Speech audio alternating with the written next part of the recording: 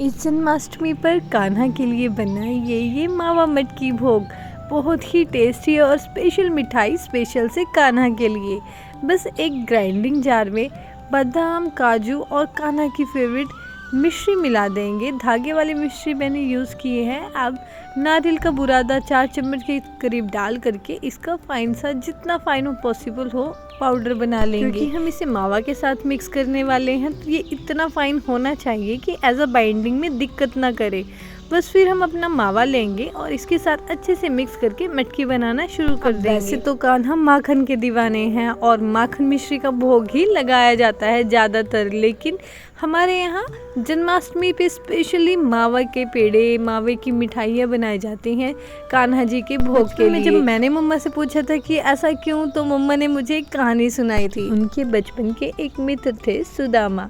सुदामा दिल के बहुत अच्छे लेकिन बहुत करीब थे। तो जब सुदामा की बीवी ने कहा कि आपके मित्र कृष्णा तो एक राजा हैं, तो आप जाइए उनसे सहायता मांग के आइए, अगर वो सहायता करेंगे तो हमारी गरीबी निश्चिंत ही दूर हो जाएगी। सुदामा एक पोटली में कुछ पोहा भरकर चल दिए कृष्ण से मिलने। कृष्ण से बहुत दिनों बाद मिलने के उत्साह में और सहायता मांगने की झिझक के साथ चल दिए सुदामा द्वारका की ओर।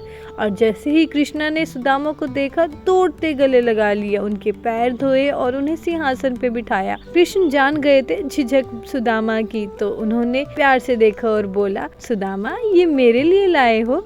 जैसे ही उन्होंने पहला दाना पोहे का खाया, उनके घर से सारी गरीबी दूर हो गई और झोपड़ी की जगह महल बन गए। और जैसे ही उन्होंने दूसरा निवाला डाला, उनके घर में धन संपत्ति की सारी कमी दूर हो गई। तीसरा निवाला डालने ही वाले थे तो रुक्मिणी जी ने उन्हें रोक दिया कि प्रभु अगर सब कुछ दे दोगे, तीनों लोग दे दोगे, तो आपके पास क्या बचेगा। तो ऐसे हैं हमारे कृष्णा, बिना मांगे ही सब कुछ दान कर देने वाले और सबको प्यार करने वाले। तो इसलिए कान्हा जी के बर्थडे पे हर साल दूध के मावा की अलग अलग तरह तरह की मिठाइयाँ बनाई जाती हैं और उनको भोग लगाया जाता है। तो इसी तरीके से आप ये वाली मावा मटकी भी बना करके कान्हा जी के भोग में अर्पित कर सकते हैं, या फिर ऐसे ही जन्माष्टमी पर एज अ गिफ्ट दे सकते हैं। सबको बहुत पसंद आने वाली है, तो ज़रूर ट्राई कीजिएगा और चैनल को सब्सक्राइब कीजिएगा। Thank you. हैप्पी जन्माष्टमी।